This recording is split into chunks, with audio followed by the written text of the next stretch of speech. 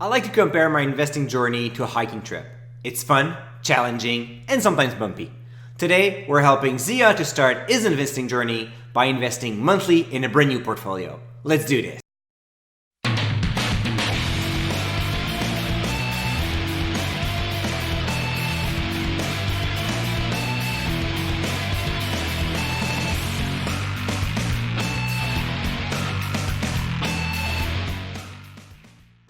Dividend investors, bonjour, this is Mike Roux, founder of Dividend Stocks Rocks, passionate investor, and a guy that just got hit on the nose with a soccer ball yesterday night. Note to myself, never record the day after I play, right? So today we're looking at how we can build a portfolio from scratch, thinking that we're going to consistently adding capital monthly. The first thing that you need to do in that situation is to know where you're going before you even start. Therefore, you should build your entire portfolio in a virtual manner. So basically, do your whole buy list right away. What you're aiming at is 20 to 30 stocks, not more than that, because after that, keep in mind that you'll need to follow all those companies on a quarterly basis.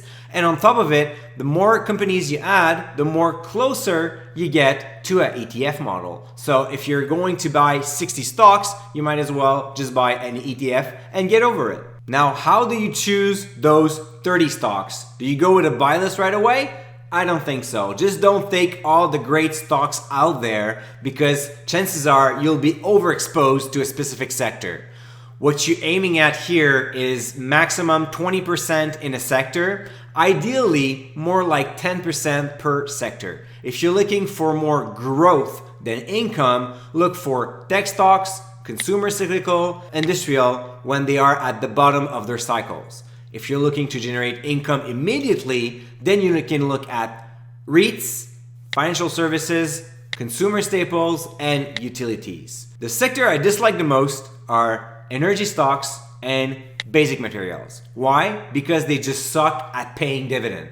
Most of the time, their business model are tied to commodity prices, which goes up and down all the time, kills the cash flow, and therefore make it very difficult to grow their dividend on a steady basis. If you're looking for ideas to start that virtual portfolio, you can use my pension account, or you can use any DSR portfolio models. Most of them has been built either with a growth perspective or a retirement perspective in mind already, so the job is done for you. Now, you have your 30 stocks, you're ready to pull the trigger, and you intend to invest $1,000 monthly. How do you do it? Don't go trigger happy and buy all the stocks at the same time.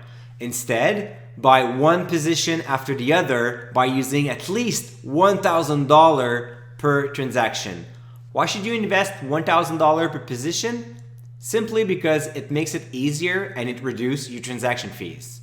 Therefore, if you're able to save $1,000 and more per month, just go with $1,000 per position all the time, and then you will reduce your fees and you will grow your portfolio quickly. The idea is to buy those 30 stocks as soon as possible and then just increase your position in each of them. In terms of weight, personally, I like to use the same weight for each position. I want each of my stocks in my portfolio to count for something. So if I have a great idea and I pick the good company, I want to make it count. The last thing I want to do is having a great stocks popping up 45% of my portfolio and worth like 2% of the entire thing, right? Like, it's not gonna make any difference. By aiming at 20 to 30 stocks, it should take you at least a couple of years to build your portfolio. Once this is done, you can use the dividend payment you receive plus the additional capital that you invest monthly to rebalance your portfolio and make sure that those companies are always equally weighted. That will help you buying your stocks at a cheaper price when they're down and keeping the same sector allocation all the time. Therefore, you're reducing your risk, you're reducing your volatility, and you make sure that your portfolio is in good shape at any time, regardless if it's a bull market or a bear market. Now, before we end this video, just a word of caution about the buy list that we update monthly through the newsletter at DSR. If you're using the buy list to build your portfolio, you're gonna have a problem in terms of sector concentration. From time to time, depending on what's happening on the market, we will find several great opportunities in a specific sector. Therefore, pick your favorite or your top 2 favorite stocks among that list instead of trying to buy like 5 financial stocks from the 20 that we offer this month. Finally, make sure that you always follow your buy list and the company already in your portfolio quarterly. Read all those quarterly earnings, the press release, and the investor presentation to make sure that your investment thesis from the beginning still makes sense. This is how you can grow a strong portfolio, cash great dividend, and make sure that your retirement plan is on track.